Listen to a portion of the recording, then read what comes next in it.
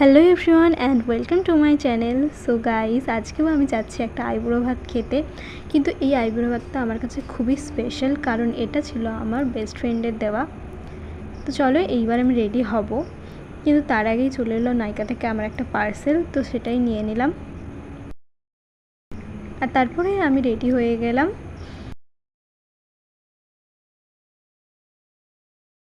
আর এরপর যখন ওদের বাড়িতে গেলাম, গিয়ে দেখলাম যে এত কিছু খাবারের আয়োজন করেছে, আবার তার উপরে ফুল দিয়ে নাম লিখছে, যেটা আমার তো খুবই ভালো লেগেছে।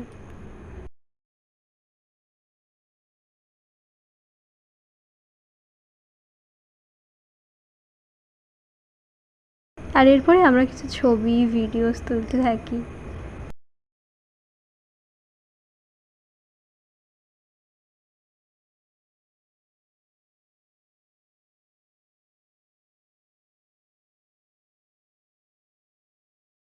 তো এরপরে আইবুড়ো ভাতের সব খাবার তুমি শেষ করতে পারিনি প্রতিদিনের মতো, কিন্তু প্রত্যেকটা রান্নাই হয়েছিল ভীষণ সুন্দর।